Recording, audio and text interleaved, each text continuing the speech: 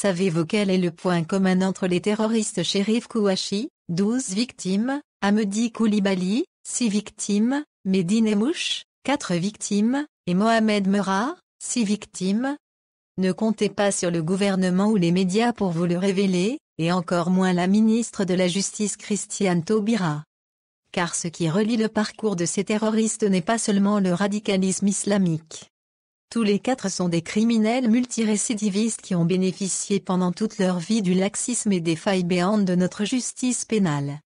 Tous les 4 auraient dû être en prison au moment de leurs attentats. Vous avez bien lu, et je vais vous le prouver dans un instant, si notre système pénal fonctionnait normalement, toutes les victimes de ces terroristes seraient encore en vie aujourd'hui, la policière municipale, les victimes de Charlie Hebdo, de l'Hypercacher, du musée juif de Bruxelles, les militaires du régiment de Montauban et les enfants de l'école juive de Toulouse. Koulibaly, condamné à 5 ans de prison en 2013. Prenez le parcours criminel d'Hamedi Koulibaly. Voici ce qu'en dit le journal Libération. Le casier d'Hamedi Koulibaly témoigne d'un lourd passé de braqueur alors qu'il n'avait même pas 18 ans. En 2001, il avait été condamné à 3 ans ferme, dont 2 avec sursis, par le tribunal d'Evry puis, la même année, à 4 ans dont 2 avec sursis toujours pour des vols aggravés. En 2002 encore, 12 mois dont 9 avec sursis pour vol aggravé et recel.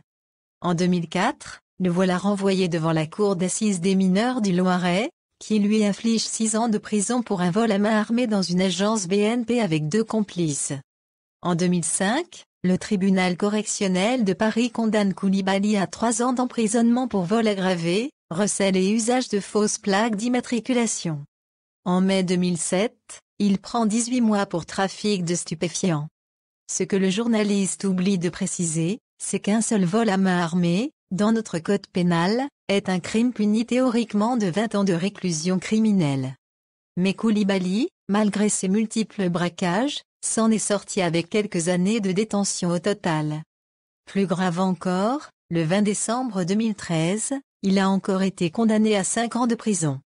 Mais il a bénéficié des remises de peine accordées depuis des années à tous les détenus, y compris les plus dangereux. Certes, il a fait de la détention provisoire. Mais s'il avait purgé la totalité de cette peine, la jeune policière et les victimes juives de l'Hypercacher seraient encore en vie.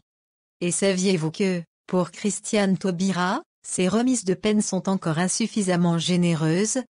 Pour elle, il était injuste que les récidivistes bénéficient de remises de peine réduites par rapport aux primo-délinquants.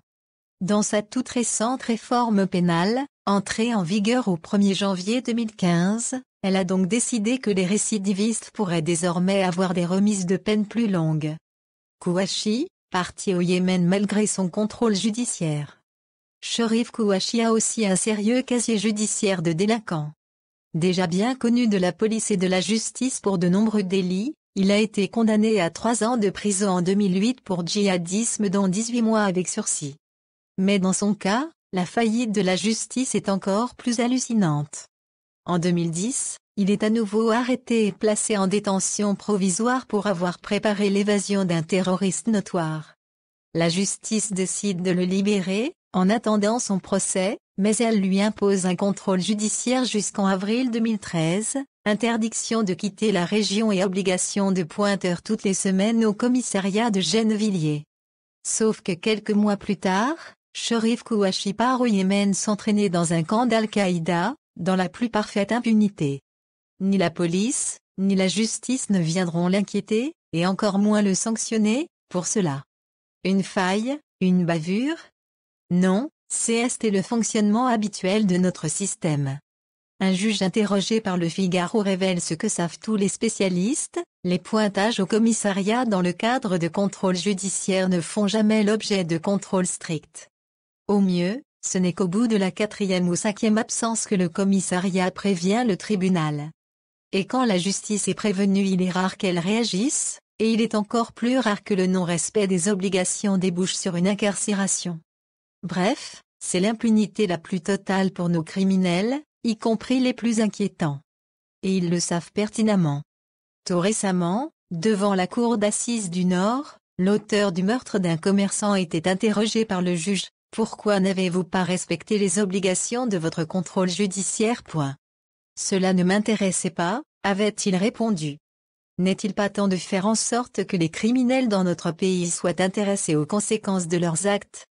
Car l'impunité de Kouachi ne s'arrête pas là. En 2010, les juges ont établi qu'il possédait des images pédopornographiques sur son ordinateur. Croyez-vous que la justice a réagi avec fermeté, vu le profil de ce multirécidiviste aux inquiétantes connexions djihadistes? Non, c'est tout le contraire, elle a tout simplement classé l'affaire, comme elle le fera à de nombreuses reprises vis-à-vis des crimes de Mohamed Merah, voire plus loin. Nemmouche, braqueur multirécidiviste. Mehdi Nemmouche, celui qui a tué 4 personnes au musée juif de Bruxelles, a exactement le même profil que Koulibaly. À seulement 14 ans, il est déjà arrêté pour cambriolage. S'ensuit une longue série de délits en tout genre, recel, vol avec violence, dégradation de biens. À 17 ans, il agresse au couteau une enseignante. Tout cela dans la plus grande impunité, puisqu'il faudra attendre qu'il commette de multiples braquages pour que la justice l'envoie enfin en prison. Au total, il sera incarcéré à 5 reprises à partir de 2004. À chaque fois, pour des durées dérisoires, sachant qu'un seul braquage est théoriquement puni jusqu'à 20 ans de prison. Et à chaque fois, la justice le relâchera bien avant la fin de sa peine. Lui aussi aurait dû être en détention, et pour de longues années encore, le 24 mai 2014, date de la tuerie de Bruxelles. Mohamed Merah, libre à 23 ans malgré 18 condamnations. Le parcours de Mohamed Merah est le plus spectaculaire de tous. Sans doute parce qu'on dispose de tous les détails, plusieurs livres étant parus sur son compte. Saviez-vous que, moins d'un mois avant ces 6 meurtres, il avait été condamné à 1 mois de prison ferme? Et que la justice l'avait immédiatement remis en liberté, malgré ses 18 condamnations au casier judiciaire? Pour vous donner une idée de l'impunité dont il a joui tout au long de son parcours criminel, il faut lire sa fiche Wikipédia. En 2002, il frappe au visage une assistante sociale. Le tribunal pour enfants le condamne pour violence volontaire. Ses éducateurs se plaignent de lui, l'injurient, insultent les filles, qui nous demandent de les protéger et de fermer leur chambre à clé. Chaque jour, nous devons intervenir pour une dégradation, un vol, un conflit, une agression dont Mohamed est l'auteur. Dans une lettre à un juge datée de 2003, la mère de Mohamed Merah déplore à son tour d'avoir été agressée physiquement par l'adolescent. La violence de mon fils est telle que je me trouve dans l'incapacité d'y faire face. En février 2004, il est arrêté pour avoir jeté des pierres sur un autobus, il s'en tire avec une simple admonestation. En janvier 2005, il tient tête à l'une des éducatrices du foyer Mercadier et la frappe à l'œil avant de fuguer. Il est condamné à 5 mois de prison avec sursis pour coups et blessures volontaires. Il faudra une convocation assortie d'une menace de révocation de sursis envoyée chez sa sœur Souhait pour qu'il reprenne contact avec la justice des mineurs.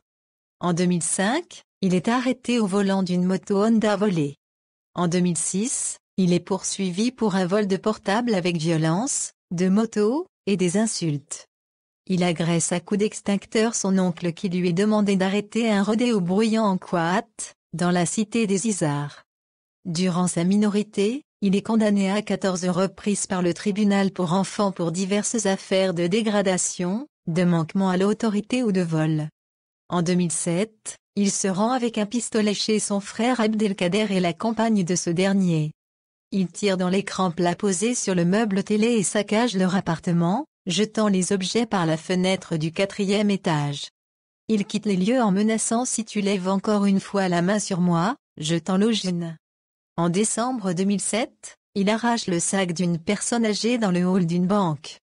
Pour ce vol avec violence, Mohamed Merah, devenu majeur, est condamné à 18 mois de prison ferme selon la procédure de comparution immédiate, première incarcération. En décembre 2008, il refuse d'obtempérer à un contrôle policier forcé et est réincarcéré à la maison d'arrêt de Cesse jusqu'en septembre 2009. Début juillet 2010, il vient consulter un avocat pour entamer une procédure aux prud'hommes en raison d'heures de travail non payées, chez son carrossier. 1 an plus tard, Il insulte et menace une employée de la concession Renault qui lui aurait donné par téléphone une indication erronée. « Toi, si je te retrouve dehors, tu es morte. » En février 2012, il est jugé une nouvelle fois pour conduite en 2009 d'une moto sans permis, ainsi que pour blessures involontaires, puis condamné à 1 mois de prison ferme, mais laissé libre. Et encore, il manque dans ce récit tous les faits pour lesquels il n'a pas été poursuivi. Une mère de famille a révélé dans la presse ce que M. Merat avait fait subir à sa famille 2 ans avant ses meurtres. Il a conduit mon fils à son domicile, puis il lui a imposé de regarder des vidéos d'Al-Qaïda. Des scènes insoutenables dans lesquelles des femmes sont exécutées d'une balle dans la tête et des hommes égorgés. Mon fils m'a appelé. On a finalement pu le récupérer. Il est resté enfermé là-bas de 17h à minuit. La mère a alors déposé plainte, ce qui a provoqué la colère de M. Merat. Il est venu devant chez nous. Il m'a menacé et frappé. Il disait aussi que lui et ses amis viendraient prendre mon fils et qu'il ne me resterait plus que mes yeux pour pleurer. Le surlendemain, il s'en est effectivement pris à son fils, il l'a frappé, et ma fille est intervenue. Il l'a roué de coups. Il y avait beaucoup de monde, mais personne n'a bougé. La femme précise qu'elle a tout gardé, la robe de sa fille tachée de sang et déchirée, le dépôt de plainte, les courriers de relance, des photos et les certificats médicaux. L'avocat de cette mère de famille, Maître Mouton, confirme qu'une plainte très circonstanciée a été déposée le 25 juin 2010. La mère de famille a relancé les autorités à de nombreuses reprises. Sans aucune suite. Pourquoi, malgré tous mes signalements, Mohamed Merat n'a-t-il pas été arrêté? Nous l'avons encore vu la semaine dernière. Il nous narguait. J'ai tout raconté à de nombreuses reprises à la police et à la préfecture, c'est incompréhensible et révoltant. Tout ceci alors que Mohamed Merat était déjà ultra connu de la police et de la justice. Maintenant, la question que nous devons nous poser est la suivante. Croyez-vous que le gouvernement va tirer les leçons de ces affaires? Croyez-vous qu'il va, de lui-même, sans pression populaire, prendre les mesures qui s'imposent? À la fin de l'année dernière, Christiane Taubira annonçait vouloir réformer la justice des mineurs, qu'elle jugeait trop ferme et insuffisamment compréhensive vis-à-vis des délinquants. Le 9 janvier dernier, le jour même de l'attaque de l'hypercaché, Christiane Taubira adressait un document de 2 pages aux 40 procureurs généraux. Elle leur donnait la ferme instruction d'appliquer immédiatement sa nouvelle réforme consistant à augmenter la durée et les remises de peine des récidivistes. Vendredi 16 janvier dernier, Christiane Taubira a diffusé un communiqué de presse. Pour répondre à la situation actuelle, elle déclare que l'urgence est de durcir l'arsenal répressif contre le racisme et l'homophobie.